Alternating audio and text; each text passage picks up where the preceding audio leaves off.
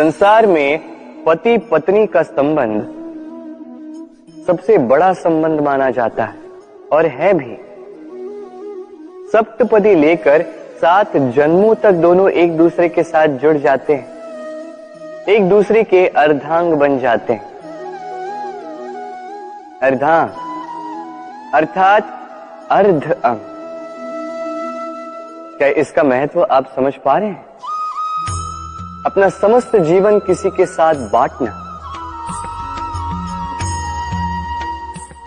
किंतु क्या संसार के सारे पति पत्नी एक दूसरे के साथ अपना समस्त जीवन बांट सकते हैं? क्या इसमें सभी सक्षम रह पाए हैं?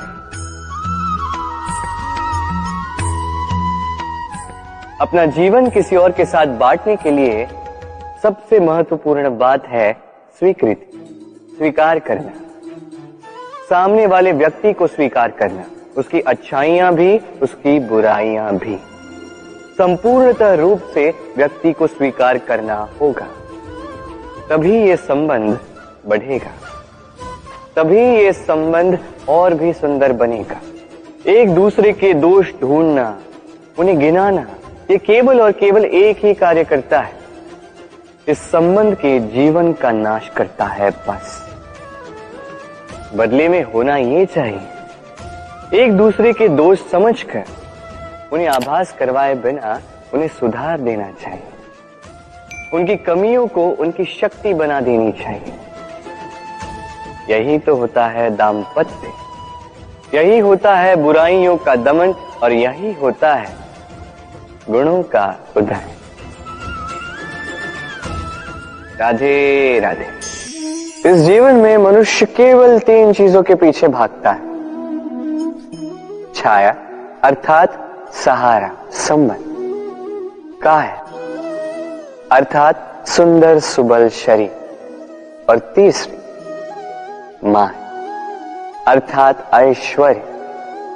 अब अचंभित करने वाली बात यह है कि समय आने पर यही 3 वस्तुएं हैं जो सबसे पहले आपका त्याग करती हैं। अंधकार में छाया आपको त्याग देती है, बुढ़ापे में काया आपको त्याग देती है और अंत में ये माया भी आपको त्याग ही देती है।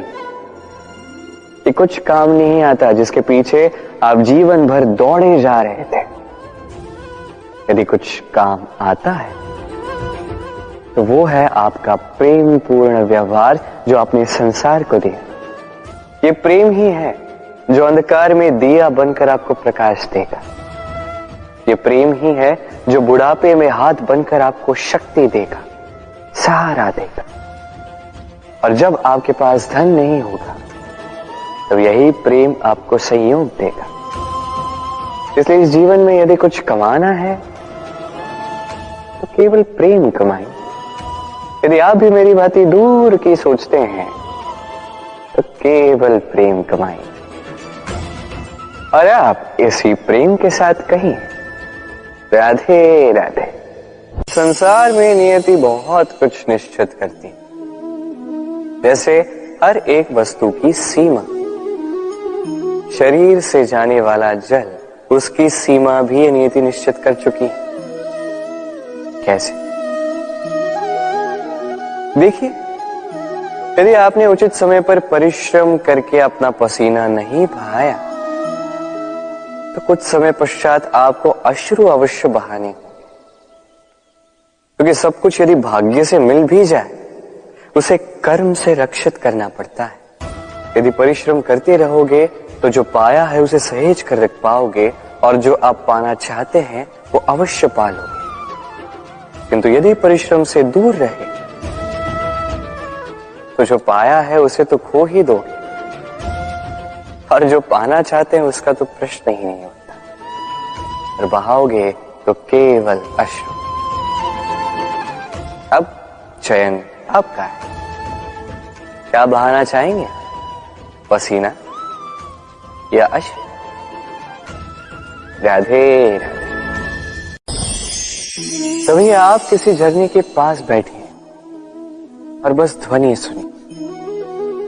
हाँ, वो ध्वनि मन को शांति कर देती है, हम एक आनंद सा भर देती है। तो इसे मैं कहता हूं नैसर्गिक संगीत। कभी सोचा है ये संगीत उत्पन्न करने के लिए जल को कितने परिश्रम करने पड़े, क्या कुछ करना पड़ा। सोचिए वो जल कहां कहां से गिरा होगा, किन किन चट्टानों से जाके टकराया होगा, कैसी तीक्ष्ण रेखाओं का सामना किया होगा, उसे कैसे लांघा होगा, अपने तन में समाहित उन पत्थरों से कैसे संघर्ष किया होगा, कैसे आगे बढ़ा होगा। सोचिए ये सब होने के पश्चात ही ये संगीत सुनना संभव था। ये झरने का ये सुंदर संगीत आपके कान तक कभी पहुंचता ही नहीं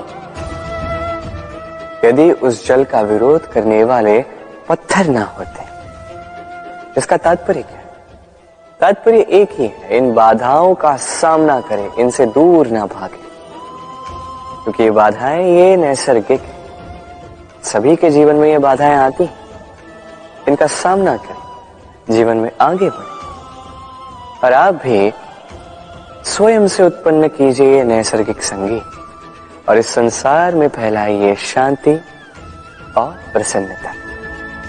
राधे राधे। इस पुष्प को देख रहे हैं आप, कितना सुंदर है ये पुष्प। हर कोई चाहता है कि ऐसे किसी पुष्प को वो अपना ले, अपने पास रख ले। अब सोचिए पुष्प को ये जो सम्मान मिलता है ये किस कारण से मिलता है? केवल इसलिए कि ये सुंदर है? चलिए आपको कुछ समझाता। ये पुष्प जब डाली पर होता है सुगंध से हमें आकर्षित करता है। इसी पुष्प की यदि आप माला बनाओ, किसी मूर्ति पे चढ़ा, तो यह आदर का प्रतीक बनता है। अब यही पुष्प यदि आप शैया पे बिछा दो तो आप वो दृश्य देखकर, आप उस सुगंध से आपका मन प्रफुल्लित हो जाएगा। किंतु सोचिए यही पुष्प यदि ये आप अर्थी पर सजाते हैं तो इस पुष्प का कोई सम्मान नहीं करता। कैसी बात है? वही पुष्प है, इस परिस्थिति में इसे सम्मान मिल रहा है, इसमें नहीं मिल रहा।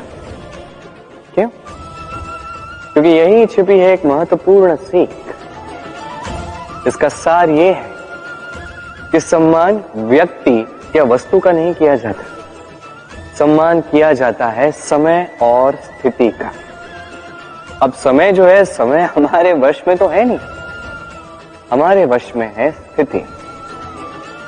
हमारी स्थिति कैसी होगी इसका निर्णय स्वयं हम लेंगे, और जैसी हमारी स्थिति होगी वैसा हमारा सम्मान होगा।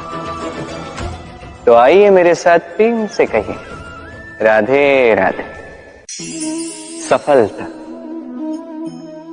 सफलता कौन नहीं पाना चाहता? हर एक व्यक्ति चाहता है कि सफलता स्वयं आकर उसके कदम चूमे। अब सफलता कदम केवल उनके चूमती हैं जिनके पांव धरातल पर होते हैं, जो स्वप्न की आशा में उड़ते नहीं, जो यथार्थ के धरातल से जुड़े होते हैं, वो भी दृढ़ता के साथ। सफलता उनको नहीं मिलती जो घर पे बैठे बैठे केवल स्वप्न देखते हैं। सफलता स्वयं चलकर उनके पास जाती है, जो निरंतर प्रयास करते हैं, जो परिश्रम करते हैं और अपने इस जीवन को दूसरों के लिए स्वप्न बनाकर दिखाते हैं। तो चयन आपका है। सफल सभी होना चाहते हैं, स्वप्न सभी साकार करना चाहते हैं। स्वप्न तभी साकार होंगे जब परिश्रम करोगे, और सफलता तभी तक आपके साथ रहेगी जब तक आप विनम्र रहोगे। तो आइए मेरे साथ प्रेम से कहिए, राधे राधे। समस्याएं, अब समस्याएं किसके जीवन में नहीं होती? हर एक के जीवन में समस्याएं होती। और ठीक है, जीवन है तो समय के साथ समस्याएं आती ही, किंतु क्या सारी समस्याएं समय ही लाता है? नहीं, आप सारी समस्याओं का श्रेय समय को नहीं दे सकते। ये अधिकतर समस्याएं तो ऐसी होती हैं जिन्हें हम स्वयं आमंत्रित करते हैं कि समस्याओं आओ, मैं आपकी प्रतीक्षा कर रहा हूं। कैसे? अब ये निर्भर करता है आपकी हाँ और ना। अधिकतर समस्याएं इसलिए आती क्योंकि हम बार बार हाँ कहते जाते हैं। और अधिकतर समस्याएं इसलिए आती हैं क्योंकि हम उचित समय पर ना नहीं कह पाते। इसलिए बिना सोचे समझे किसी भी बात या किसी भी प्रस्ताव का समर्थन करना आपको बहुत बड़े संकट में डाल सकता है। वहीं कभी ना कह पाना ये आपको उससे भी बड़े संकट में डाल सकता है। इसलिए स्मरण रखिए ये अत्यंत महत्वपूर्ण सीख, सदैव सोच समझकर ही हाँ कीजिए और दृढ़ता के साथ ही ना कीजिए, और विश्वास कीजिए आपका जीवन अत्यधिक सुखमयी हो जाएगा। तो आइए मेरे साथ प्रेम से कहिए, राधे राधे।